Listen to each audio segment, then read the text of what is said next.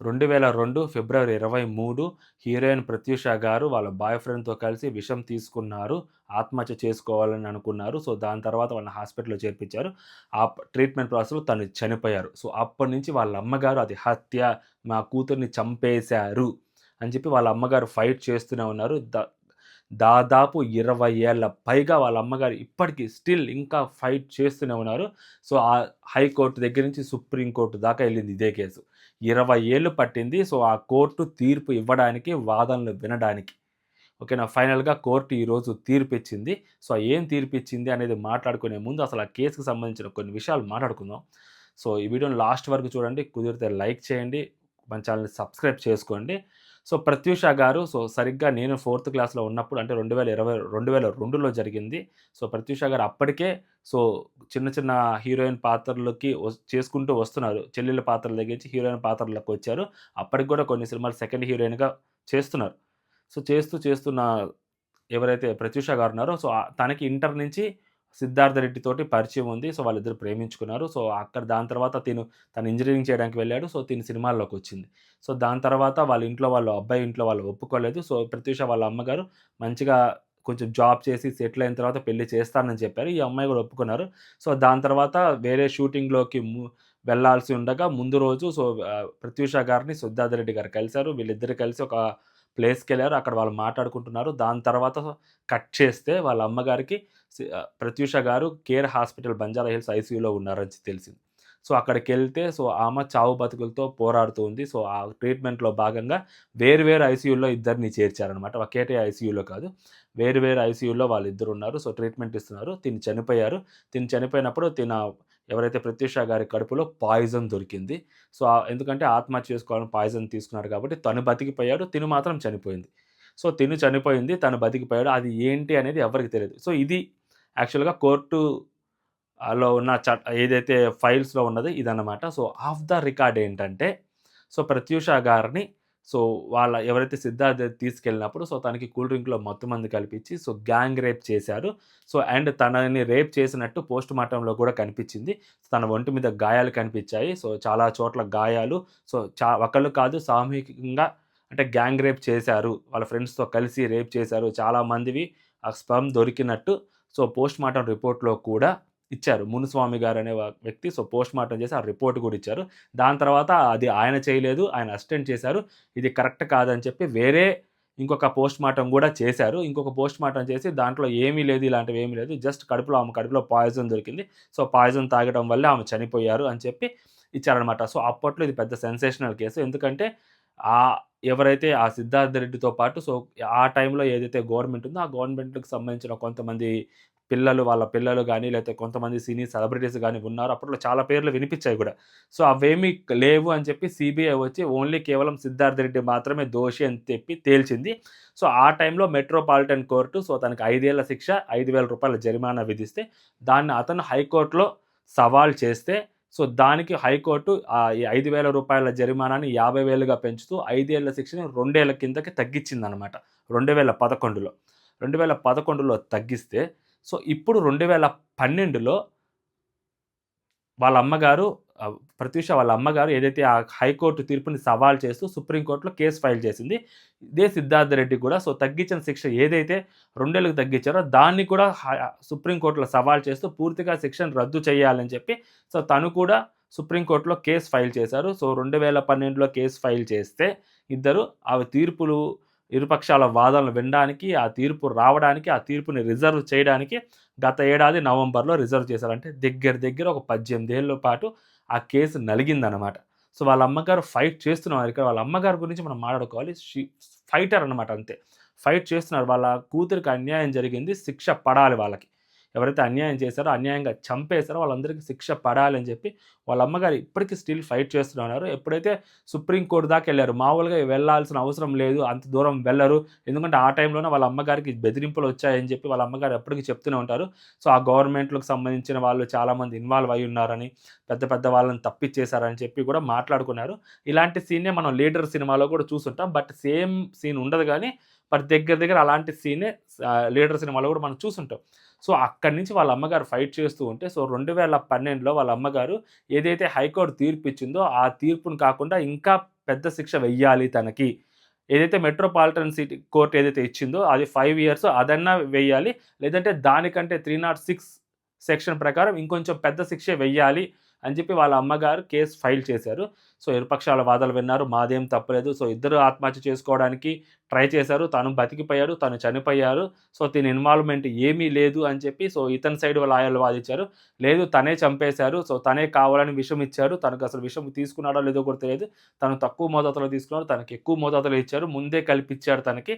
So, అందుకని తన్నే ప్రేరేపించాడు తనని ఆత్మహత్య చేసుకోవడానికి. తనే కావాలని తనకి విషం కలిపిన కూల్ డ్రింక్ ఇచ్చాడు అని చెప్పి సో, ఇటుపక్క ప్రత్యూష వాళ్ళ సైడ్ లాయర్లు కూడా వాదించారు. సో, కోర్టు ఫైనల్‌గా సుప్రీం కోర్టు నవంబర్‌లో గత ఏడాది 2025 నవంబర్‌లో ఆ కేసుని ఆ తీర్పు ఏదైతే ఉందో ఆ తీర్పుని రిజర్వ్ చేసింది. సో, ఎవరైతే సిద్ధార్థ్ రెడ్డి ఉన్నాడో ఆ సిద్ధార్థ్ రెడ్డే కావాలని చెప్పి ఆమెను ఆత్మహత్య చేసుకోవడానికి ప్రేరేపించాడు.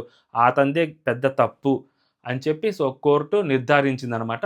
సో, ఆత్మహత్య చేసుకోవడం నేరం. సో, అలాంటిది ఆత్మహత్యకి ప్రేరేపించడం కూడా ఇంకా పెద్ద నేరం.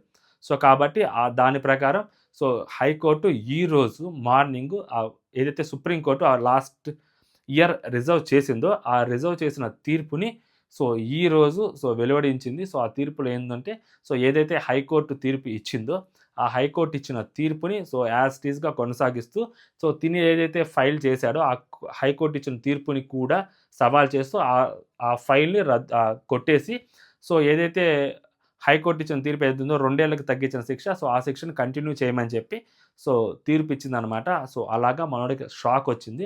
ఇక్కడ థింగ్ ఏంటంటే 5 ఏళ్ల శిక్ష 2 ఏళ్లకి తగ్గించి రూ. 5,000 జరిమానాని 50,000కి మార్చారు. ఇది అస్సలు అర్థం కావట్లేదు. ఎందుకు 50,000కి మార్చాల్సొచ్చింది? ఎందుకు అంటే ఒక ప్రాణం ఖరీదు రూ. 45,000 ఎక్స్‌ట్రా పెంచటమా? సో, ఒక తప్పు చేశాడని చెప్పి కోర్టు నమ్మింది. ఆ కోర్టు నమ్ముతుంది. ఈ కోర్టు నమ్ముతుంది. సో, నమ్మినప్పుడు శిక్షలో అంటే లైక్ ఆ జడ్జి తక్కువ నమ్మాడు. ఎక్కువ నమ్మాడు. ఈ జడ్జి తక్కువ నమ్మాడా? అతను ఆ తప్పు చేశాడని చెప్పి. సో, దీనికి రూ. 50,000 పెంచడం ఏంటి? నాకు డబ్బులు ఎవరికిస్తారు? ఎవరికి చెల్లిస్తారు ఆ డబ్బులు రూ. 50,000? రూ. 50,000 చెల్లిస్తే ఏం జరిగిద్ది? అర్థం కాలేదు. సో, హైకోర్టు ఇచ్చిన తీర్పుని సవాల్ చేస్తూ మళ్ళీ ఇతను ఇంకా సుప్రీం కోర్ట్‌లో ఏసారు. వాళ్ళ అమ్మగారు ఎళ్లారు. సో, ఏదైతే మెట్రోపాలిటన్ కోర్ట్ ఏది ఇచ్చిందో దాన్ని కన్సిడర్ చేయమని, లేదంటే ఇంకొంచెం ఎక్కువ శిక్ష ఇయ్యమని. బట్ హైకోర్ట్ ఇచ్చిన తీర్పు ఏతుందో దాన్నే సమర్థించింది. సో, సుప్రీం కోర్ట్ కూడా. హైలైట్ ఏంటంటే ఇప్పటికే అతను 1.5 సంవత్సరం ఆల్రెడీ శిక్ష అనుభవించేస్తున్నాడు. మహా అంటే ఇంక 4 వారాల్లో కోర్ట్‌లో లొంగిపోవాలని చెప్పారు సుప్రీం కోర్ట్‌లో. అంటే ఇంకొక 6 నెలలు మాత్రమే అతను జైల్‌లో ఉంటాడు దగ్గర దగ్గర. సో, కోర్ట్ రికార్డ్స్ ప్రకారం 2 ఏళ్ళు మాత్రమే శిక్ష కాబట్టి సో, జైల్‌లో అతను ఆల్రెడీ 1 ½ ఇయర్ గడిపాడు కాబట్టి మహా అంటే ఇంకొక 6 నెలలు గడుపుతారు. మనం చూస్తూనే ఉన్నాం బాలీవుడ్‌లో కొన్ని కేసులు సంజయ్ దత్ కేసు ఎస్పెషల్లీ చూస్తూనే ఉన్నాం. కోర్ట్ అతనికి శిక్ష ఏసింది. బట్ అతను పెరోల్ మీద బయటకొస్తుంటాడు. మళ్ళీ లోపలికెళ్తుంటాడు. మళ్ళీ బయటకొస్తుంటాడు. మళ్ళీ లోపలికెళ్తుంటాడు. అలా ఆయన వెకేషన్‌కి వస్తున్నట్టు వస్తుంటాడు బయటికి. జైలుకెళ్తుంటాడు యాక్చువల్లీ వెకేషన్‌కెళ్ళినట్టు. ఎళ్తుంటాడు, వస్తుంటాడు. మళ్ళీ ఎళ్తుంటాడు, వస్తుంటాడు. సో, ఆ మధ్యలో ఏదైతే ఆయన వచ్చి వెళ్ళే గ్యాప్‌లో కొన్ని రోజులు ఉంటాడు గదా! ఆ రోజుల్ని గూడా కాలిక్యులేట్ చేసుకొని, ఇదిగో ఇన్ని రోజులు ఇన్ని నెలల శిక్ష అనుభవించాడని జెప్పి, సో, జైల్ రికార్డ్స్‌లో ఉంటది గాబట్టి, అది వాళ్ళు కోర్టు దాని ప్రకారం అతనికి ఎన్నేళ్ళు శిక్ష పడాలో అన్నేళ్ళు శిక్ష వస్తదనమాట. ఈ లోపల చచ్చిపోయాడనుకో చచ్చిపోయినట్టే. ఇది ఇంత దారుణంగా ఉంటున్నాయన్నమాట తీర్పులు.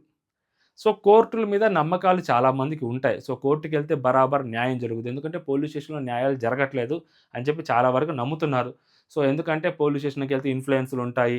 ఈ కార్పొరేటర్ కూడా పోలీసుల్ని బెదిరించే స్థాయికెళ్ళిపోయారనమాట. సో, అలాంటిది సో, న్యాయస్థానాలు సో, హైకోర్టు కాదు సుప్రీం కోర్టుకెళ్తే ఖచ్చితంగా న్యాయం జరుగుద్దని చెప్పి చాలామంది ఎళ్తుంటారు. ఎంతోమంది అంటే లైక్ డబ్బున్న వాళ్ళు మాత్రమే వెళ్ళగలిగే ప్లేస్ అది. ఎందుకంటే లాయర్‌లు పెట్టుకోవాలా, ఫీజులు చెల్లించాలా, అసలు కేస్ రిజిస్టర్ అవ్వాలంటేనే చాలా డబ్బులు పెట్టాలక్కడ. తిరగాలి, బోలెడు టైం పట్టుద్ది. వాళ్ళ అమ్మగారు ఫైట్ చేస్తున్నారు. ఆ అమ్మాయికి న్యాయం చేయటం కోసం ఎవరైతే ఆ అమ్మాయిని చంపేశాడో అతనికి శిక్ష పడాలని చెప్పి వాళ్ళ అమ్మగారు ఫైట్ చేస్తున్నారు. అసలు యాక్చువల్లీ అప్పుడొచ్చిన పోస్ట్‌మార్టం రిపోర్ట్‌కి, దాని తర్వాత ఇచ్చిన పోస్ట్‌మార్టం రిపోర్ట్‌కి కంప్లీట్‌లీ డిఫరెన్స్ ఉంది. అసలు ఫస్ట్ వచ్చిన పోస్ట్‌మార్టం రిపోర్ట్ అయితే అసలు చాలా పెద్ద వేరేలాగా జరిగేది. ఎందుకంటే అది అప్పుడు సెన్సేషన్ క్రియేట్ చేసింది. హైలైట్ ఏంటంటే ఎంత సెన్సేషన్ క్రియేట్ చేసినా ఆ టైంలో కూడా మీరు చూస్తే ఆ టైంలో ఏ పేపర్‌లు చూసుకున్నా ఇప్పటికి కూడా, ఏ న్యూస్ ఆర్టికల్స్ చూసుకున్నా మీరు ఇప్పటికి కూడా పెద్దవాళ్ళ పేర్లు ఒక రోజు, 2 రోజులు వినిపించేది తప్పితే తర్వాత ఎప్పుడు వినిపించలేదు. 2 రోజులు, 3 రోజుల తర్వాత ఆటోమేటిక్‌గా మళ్ళీ పోస్ట్‌మార్టం చేంజ్ అయిపోయింది. మొత్తం మారిపోయింది. పోస్ట్‌మార్టం చేసిన వ్యక్తి కూడా సస్పిషియస్ డెత్. ఆయన కూడా యాక్సిడెంట్‌లో చనిపోయాడు సడెన్‌గా. మునుస్వామి గారని. ఆయన యాక్చువల్‌గా చూపెట్టాడు కూడా. సో, ఏంటి ఏది అని. సో, ఆయన కూడా చనిపోయారు. సో, ఏదో పెద్దది కాన్స్పిరసీయే ఉంది దాని వెనక. But as per the court records, so, ఇతను ఆ అమ్మాయిని ఆత్మహత్య చేసుకోవడానికి ప్రేరేపించాడు కాబట్టి, ఆ విషయాన్ని కోర్ట్ నమ్ముతుంది కాబట్టి, సో, సుప్రీం కోర్ట్ కూడా నమ్మింది కాబట్టి, సో, అదే శిక్షను కంటిన్యూ చేయమని చెప్పింది. అర్థం కాని విషయం ఏంటంటే, ఒకటే ఒకటి. సో, ఒక చోట ఇచ్చిన తీర్పుని ఇంకొక చోట ఎందుకు మారుస్తున్నారు? సో, సేమ్ తీర్పునివ్వనప్పుడు నేను హైకోర్టులో ఇచ్చిన తీర్పుని సుప్రీం కోర్ట్‌లో సవాలు చేస్తున్నప్పుడు, ఆ హైకోర్టు జడ్జిలు సరిగ్గా వినలేదా?